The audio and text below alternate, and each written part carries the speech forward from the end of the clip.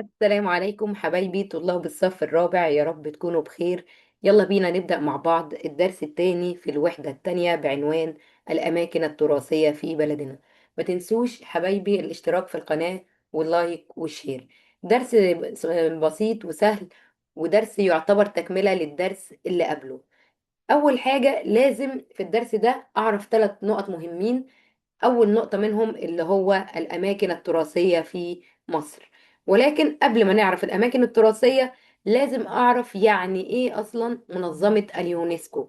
منظمة اليونسكو هي عبارة عن إيه؟ منظمة اليونسكو عبارة عن منظمة الأمم المتحدة للتربية والعلوم والثقافة.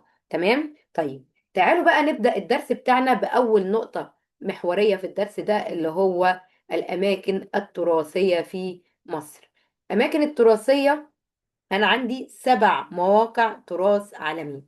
7 مواقع تراث عالمي دي انضمت لمنظمة اليونسكو، اللي هي بتهتم باللي هو المواقع التراثية والطبيعية والأثرية في العالم كله. طب هي ليه منظمة اليونسكو يعني بتهتم بالمواقع دي؟ أولا للحفاظ عليها وحمايتها. ليه يا ميس؟ لانها بتمثل المواقع دي في كل دوله. المواقع الاثريه الخاصه بكل دوله بتمثل اهميه حضاريه للدوله دي. تمام. طيب، عندي بقى في مصر 7 مواقع زي ما قلت لكم تراث عالمي ضمتها منظمه اليونسكو. تمام. طيب، عندي بقى المواقع دي موزعه ما بين، ناخد بالنا من النقطه دي، ما بين عصور ما قبل التاريخ، يعني ما قبل معرفه الانسان للكتابه، وعندي حضارة مصرية قديمة، وعندي العصر القبطي، وعندي العصر الإسلامي. يبقى ال7 مواقع اللي هي مواقع التراث العالمي اللي موجودة في مصر بتضم يعني مجموعة من العصور. يعني أنا عندي عصور ما قبل التاريخ، عندي حضارة مصرية قديمة، دي بقى اللي احنا بنسميها العصور التاريخية. عندي اللي هو العصر القبطي. تمام. عندي العصر الإسلامي. تمام. يلا بينا نشوف مع بعض كل موقع ونعرف هو موجود فين بالظبط. هنبدأ مع بعض واحدة واحدة. أنا عندي ال7 مواقع، لو أنا بصيت على الخريطة بتاعتي هلاقي لو أنا بدأت من أول اسكندرية أنا عندي هنا في موقع تراث عالمي اللي هو أبو مينا، ولكن دلوقتي هناخدهم بالتفصيل. عندي في القاهرة اللي هي منطقة القاهرة القديمة، عندي في الجيزة عندي جبانة منف، عندي في الفيوم وادي الحيتان، عندي في جنوب سيناء اللي هو دير سانت كاترين، وعندي كمان هنا في الأقصر مدينة طيبة، وعندي في أسوان آثار النوبة. يلا بقى مع بعض هناخد كل موقع تراث عالمي ونعرف هو يعني بيضم ايه الآثار اللي موجودة فيه، ونعرف هو موجود فين بالظبط في مصر. هنبدأ أول حاجة وادي الحيتان. وادي الحيتان نعرف يعني حاجة مهمة جدا، إن وادي الحيتان ده موجود في محافظة الفيوم. يبقى أول معلومة عن وادي الحيتان، الموقع بتاعه فين؟ في محافظة الفيوم. طب هو عبارة عن ايه يا ميس؟ لو انا حبيت اروح الفيوم واتفرج على وادي الحيتان هلاقي ان الموقع ده عبارة عن هياكل عظمية احفورية للحيتان. معنى كده، طب احنا نفهم من كده ايه يا ميس؟ لو انا بصيت للخريطة دي، ادي الفيوم هنا فيها وادي الحيتان. طالما انا لقيت هنا هياكل عظمية أحفورية للحيتان، يعني نفهم، أو يعني نفهم من الموضوع ده إن في وقت من الأوقات كانت المنطقة دي فيها بحر. تمام. يبقى وادي الحيتان بيقع في محافظة الفيوم. الموقع ده عبارة عن إيه؟ هياكل عظمية أحفورية للحيتان بيبلغ عمرها 40 مليون سنة. تمام. في بقى معلومة مهمة جدا لازم اخد بالي منها، ان الموقع ده يعتبر الموقع الطبيعي الوحيد في مصر.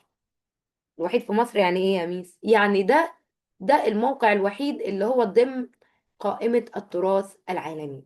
يبقى نلم مع بعض الجزئية دي. وادي الحيتان مكانه فين؟ في محافظة الفيوم. عبارة عن ايه؟ هياكل عظمية أحفورية للحيتان بترجع يعني للقد ايه، يعني دي بيبلغ عمرها قد ايه؟ 40 مليون سنة. وده موقع طبيعي وحيد. ضمن قائمة التراث العالمي. يعني الكلام، يعني نفهم من الكلام ده، يعني الموقع ده مش أثري، ده موقع طبيعي. تمام. طيب تعالوا بقى نروح تاني موقع معانا، جبانة منف. جبانة منف، يعني زي ما اتفقنا اللي لازم ابقى عارف الموقع ده مكانه فين وهو عبارة عن ايه. مكانه فين يا ميس؟ مكانه بيقع يعني بالقرب من قرية ميت رهينة. يبقى جبانة منف دي تعتبر بالقرب من قرية ميت رهينة، دي موجودة فين يا ميس؟ محافظة الجيزة. تمام. طيب عبارة عن ايه؟ عبارة عن أهرامات الجيزة. يبقى ده أول حاجة أهرامات الجيزة. عندي هرم سقارة المدرج أو بنسميه هرم زوسر، وعندي آثار مصرية قديمة. تمام. يبقى جبانة منف بيقع فين؟ بيقع بالقرب من قرية ميت رهينة اللي هي تابعة لمحافظة الجيزة. عبارة عن ايه الموقع ده؟ عبارة عن أهرامات الجيزة، وعبارة عن هرم سقارة، وبعض الآثار المصرية القديمة. نروح لتاني نروح لتالت موقع، موقع ضمن المواقع اللي هي تبع منظمة اليونسكو. عندي مدينة طيبة. مدينة طيبة دي اللي هي دلوقتي محافظة الأقصر. تمام. وزي ما احنا عارفين إن الأقصر بتقع في صعيد مصر، وكانت الأقصر زمان أو مدينة طيبة يعني كانت معروفة زمان في عصر القدماء المصريين باسم مدينة طيبة، كانت عاصمة لمصر. نركز في الجزئية دي. يبقى نرجع تاني في النقطة دي. مدينة طيبة اللي هي محافظة الأقصر ده دلوقتي تقع في صعيد مصر، وكانت عاصمة لمصر قديما. تمام. طيب ايه تاني يا ميس؟ انا عايز اعرف الاثار اللي هي في مدينة طيبة. انا عندي معبد الكرنك. تمام. عندي معبد الدير البحري. طب هو ايه معبد الدير البحري ده يا ميس؟ ده اللي هو بنسميه معبد حتشبسوت، الملكة حتشبسوت. وعندي وادي الملوك. يبقى الموقع اللي هو مدينة طيبة بيضم بيضم 3 مواقع أثرية. هي دي بس يا ميس؟ لا، انا عندي اثار كتيره في الاقصر، ولكن احنا في الكتاب لازم نعرف معبد الكرنك ومعبد الدير البحري ووادي الملوك. تمام. طيب تعالوا بقى نروح معانا لرابع موقع اللي هي منطقه اثار النوبه. اثار النوبه بتقع في محافظه اسوان. طب فين في محافظه اسوان يا ميس؟ يعني انا ممكن اروح اسوان، اروح فين؟ اروح في اللي هو طبعا في اسوان اللي هي بتقع في جنوب مصر. تمام. يبقى منطقة النوبة بتقع في جنوب مصر، تحديدا فين؟ في محافظة أسوان. طب هي عبارة عن إيه؟ نركز بقى في الجزئية دي. هنا بيقول لي، هنا في النقطة دي بيقول لي تضم آثار من مختلف العصور التاريخية. ممكن يجي لي سؤال في النقطة دي يقول لي دلل. تضم تضم منطقة آثار النوبة مختلف العصور التاريخية، آثار من مختلف العصور التاريخية. إيه الدليل؟ أنا عندي معبدي أبو سمبل، أهو معبد أبو سمبل، وعندي معبد فيلة. تمام. طيب دول من إيه؟ من الحضارة المصرية القديمة. تمام. طيب عندي دير الأنبا سمعان. دير الأنبا سمعان لو احنا حبينا نصنف الآثار اللي فيه، ده تبع طبعا اللي هو العصر القبطي. المقبرة الإسلامية تبع العصر الإسلامي. تمام. يبقى آثار النوبة بتقع في جنوب مصر، تحديدا في محافظة أسوان. دي بتضم آثار من مختلف العصور.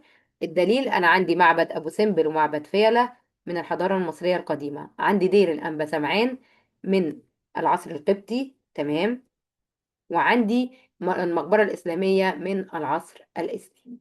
تمام. تعالوا نروح بقى لمنطقة أبو مينا. منطقة أبو مينا عبارة عن إيه؟ مزيج من الحضارات القديمة. طب هي فين يا ميس؟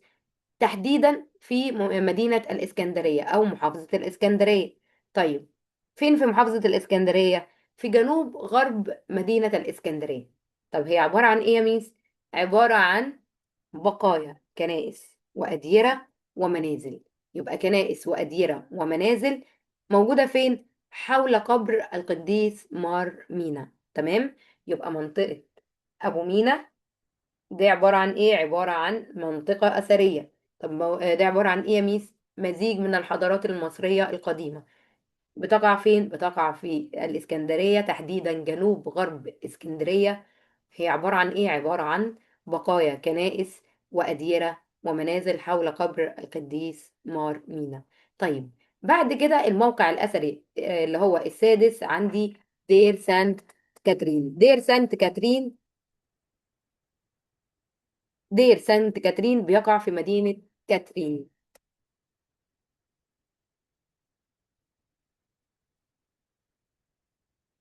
مدينة كاترين بمحافظة جنوب سيناء. طيب، دير سانت كاترين زي ما احنا شايفين في الصورة يعد من أقدم الأديرة في العالم. منطقة كاترين اللي هي موجودة في جنوب سيناء تعتبر ليها أهمية كبيرة للديانات السماوية الثلاثة. تمام؟ طيب، تعالوا بقى ناخد بقى اللي احنا خدناهم كلهم بطريقة المراجعة. أول حاجة أخدنا وادي الحيتان، الموقع بتاعه في محافظة الفيوم، وهو عبارة عن هياكل أحفورية. تمام. بعد كده أخدنا اللي هو جبانة منف اللي هي بالقرب من قرية ميت رهينة اللي موجودة في الجيزة، وهي عبارة عن منطقة أهرامات الجيزة. بتضم أهرامات الجيزة وبتضم هرم سقارة المدرج وبعض من اللي هو الآثار المصرية القديمة. عندي آثار النوبة موجودة في أسوان، عبارة عن مزيج من الآثار في مختلف العصور. أنا عندي معبد أبو سمبل ومعبد فيلة، عندي دير الأنبا سمعان، عندي المقبرة الإسلامية.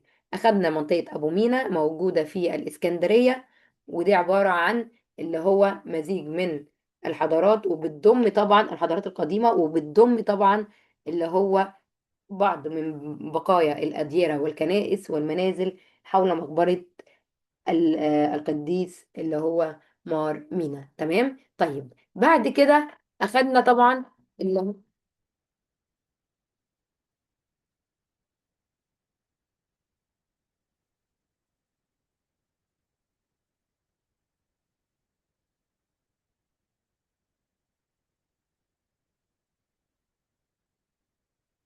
بعد كده أخدنا منطقة دير سانت كاترين اللي هو في جنوب سيناء، وتعتبر من أقدم الأديرة في العالم، وتمثل منطقة كاترين دي طبعا أهمية كبيرة للديانات السماوية الثلاثة. خلي بالك يا حبيبي، اللي هو معلومة إسرائيلية دي بتجيلنا في الامتحانات. المعلومة الإسرائيلية بتاعتنا في الدرس ده بتقول لي إيه؟ إن في الستينات، يعني 1964، في كان في حملة لإنقاذ معبدي أبو سمبل وطبعا معبد فيلة، بعد ما اللي هو حصل لهم غرق بسبب بناء السد العالي. تم تفكيك المعبدين واتنقلوا لأماكن مرتفعة. طبعا مين اللي ساهم في كده؟ اللي هو منظمة اليونسكو. يبقى منظمة اليونسكو ساعدت في إنقاذ آثار النوبة من الغرق. تمام. طيب، تعالوا بقى نروح لآخر موقع معانا اللي هو القاهرة التاريخية أو القاهرة القديمة.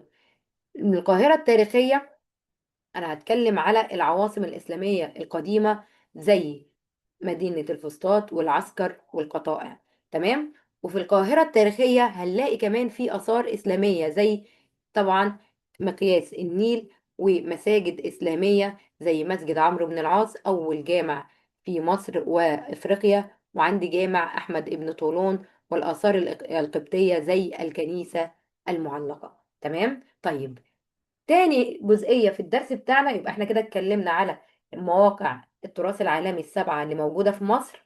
تاني حاجة عندي أهمية المواقع التراثية. المواقع التراثية ليها أهمية اقتصادية وليها أهمية حضارية. طيب، بالنسبة للأهمية اللي هي الاقتصادية، الأهمية الاقتصادية عندي بتوفر فرص عمل، كمان بتساهم في زيادة الدخل القومي. يبقى الأهمية الاقتصادية للمواقع التراثية بتساعد على توفير فرص عمل للشباب في مجال السياحة، يعني السياح هيجوا يتفرجوا على المواقع دي، فبالتالي هلاقي فيه فرص عمل للشباب. تاني حاجة طالما في فرص عمل هيبقى في زيادة في الدخل القومي، يبقى تساهم في زيادة الدخل القومي. طيب، اللي بعد كده أنا عندي الأهمية الحضارية تساعد على دراسة وفهم التاريخ المصري.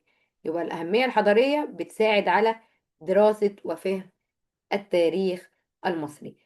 نيجي بقى للنقطة الثالثة والأخيرة اللي هي اهتمام الدولة بمواقع التراث العالمي. الدولة قامت بجهود عظيمة في الحفاظ على مواقع التراث العالمي. من الجهود دي اللي احنا شفناها فعلا، انا عندي تطوير طريق الكباش، واللي احنا يعني شفناه على التلفزيون، اللي هو الافتتاحية اللي هي كانت بتاعة تطوير طريق الكباش. الكلام ده كان سنة كام يا ميس؟ في 2021. طب هو اساسا يا ميس، هو طريق الكباش ده فين؟ طريق الكباش في محافظة الأقصر، تحديدا في معبد الأقصر. تمام. طيب، تعالوا بقى. تاني حاجة الدولة عملت ايه؟ مشروع الصوت والضوء. مشروع يعني عظيم جدا. المشروع عبارة عن ايه؟ يعني فكرة المشروع اللي انت بتروح مثلا مكان، بس المشروع الصوت والضوء عبارة عن عرض ليلي، يعني عروض ليلية. بتروح المنطقة الأثرية، وليكن مثلا اللي انت بتروح مثلا اللي انت مثلا بتروح اللي انت مثلا بتروح في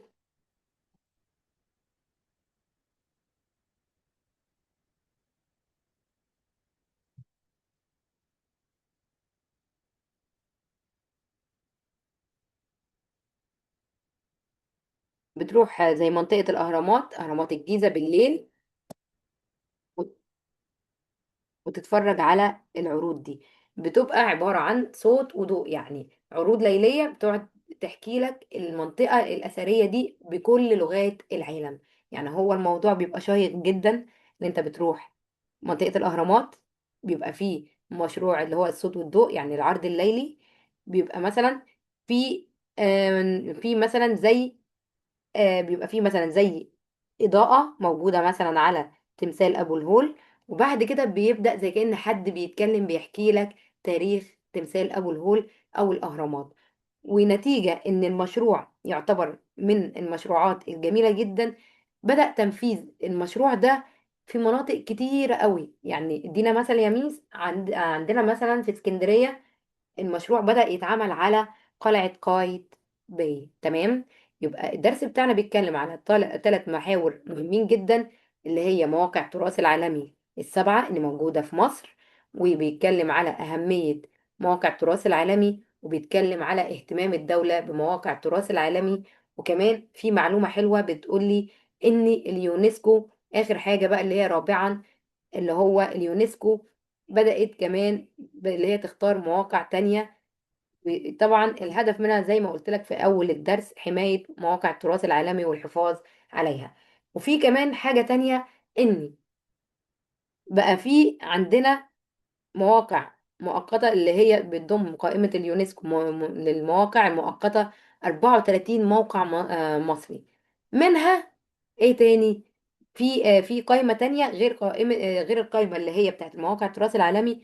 في قائمة المواقع المؤقتة، عندي 34 موقع مصري، منها واحد سيوة اللي هي في محافظة مطروح اللي هي في الصحراء الغربية.